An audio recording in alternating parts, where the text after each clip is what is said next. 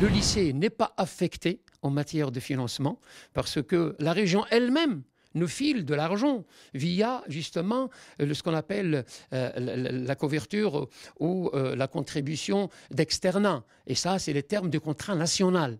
Hein. Mais M. Xavier Bertrand, avec qui nous avons travaillé, un contrat de confiance est installé depuis qu'il est ici.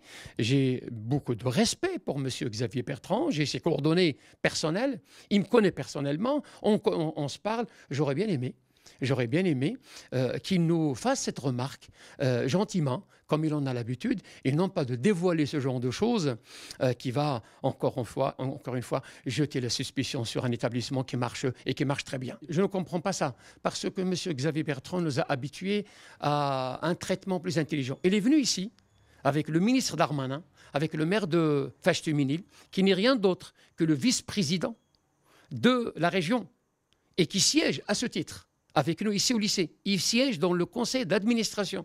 Donc, M. Lebas, le maire de Fâche, il siège avec nous.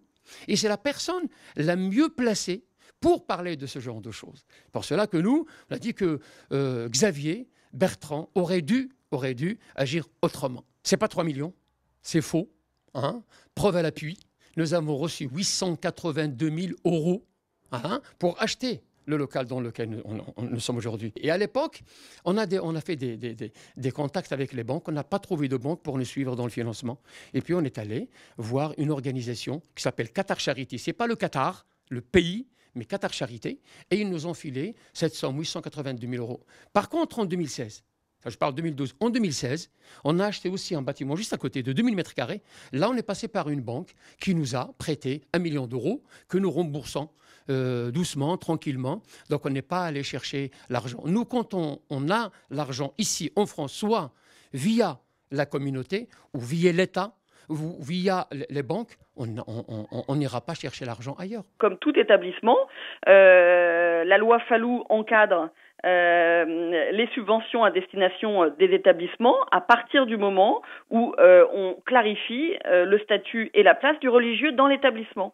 Nous attendons d'avoir par ces différents événements que nous avons eus ici ou là, nous souhaitons juste avoir des clarifications. C'est un établissement sous contrat. Si le ministre nous dit qu'il rentre complètement dans le cadre et qu'il est sous contrat et qu'il continue à être sous contrat, on continuera, nous, comme le prévoit la loi, c'est-à-dire de verser ce que l'on doit. Le président Xavier Bertrand a voulu donner un exemple lors d'une émission télé propre à sa région, parce que il connaît bien les dossiers de sa région. La preuve, c'est qu'il a été quand même assez précis sur cet établissement. Maintenant, c'est pas quelque chose qui a été préparé et qui est sorti pour son émission. C'est bien quelque chose que l'on suit depuis bien longtemps et que l'on attend des réponses depuis bien longtemps de la part et du rectorat et du ministre de l'Éducation nationale.